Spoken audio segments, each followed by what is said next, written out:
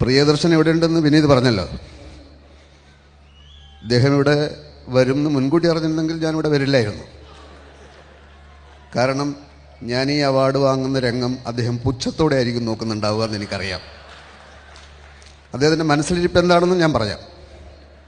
വർഷങ്ങൾക്ക് മുമ്പ് എൻ്റെ കയ്യിൽ നിന്ന് ബാലപാഠം പഠിച്ച്, അതേ തിരക്കഥയുടെ, നീ ഇപ്പം അവാർഡ് വാങ്ങാൻ വരെ വളർന്നു അല്ലടാ.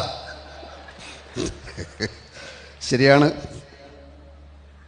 വർഷങ്ങൾക്ക് മുമ്പ് പ്രിയദർശൻ സംവിധാനം ചെയ്യുന്ന ഒരു സിനിമയിൽ അഭിനയിക്കാൻ വേണ്ടി മാത്രം തിരുവനന്തപുരത്ത് ചെന്നപ്പോൾ അദ്ദേഹത്തോട് ഞാൻ ചോദിച്ചു, ഷൂട്ടിങ്ങിൻ്റെ തലേന്നാണ്, എന്താണ് പ്രിയ എൻ്റെ റോളൊക്കെ പിന്നെ പറയാം, അഭിനയിക്കാൻ വന്നതാണല്ലേ? ഞാൻ പറഞ്ഞു അതെ, അങ്ങനെ നാളെ തുടങ്ങുകയാണെന്ന് പറഞ്ഞ് വന്നതാണ്. കുഴപ്പമൊന്നുമില്ല, ഇവിടെ ഒരു സാധനം ഇല്ല.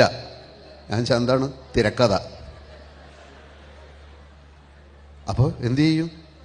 അതൊന്നും എനിക്കറിയില്ല. താൻ എഴുതുകയാണെങ്കിൽ താൻ അഭിനയിക്കാം.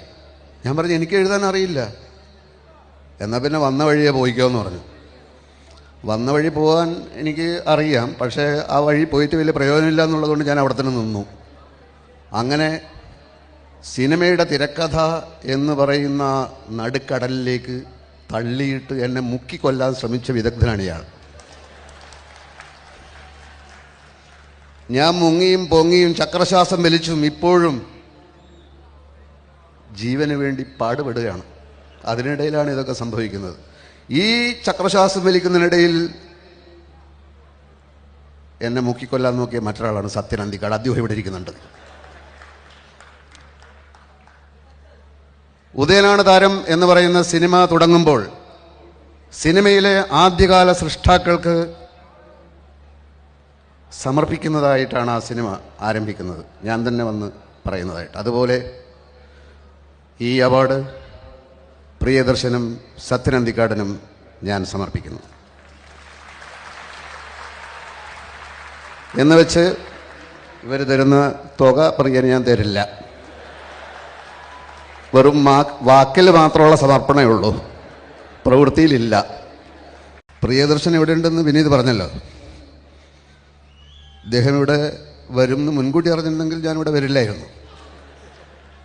കാരണം ഞാൻ ഈ അവാർഡ് വാങ്ങുന്ന രംഗം അദ്ദേഹം പുച്ഛത്തോടെ ആയിരിക്കും നോക്കുന്നുണ്ടാവുക എന്ന് എനിക്കറിയാം. അദ്ദേഹത്തിൻ്റെ മനസ്സിലിരിപ്പ് എന്താണെന്ന് ഞാൻ പറയാം.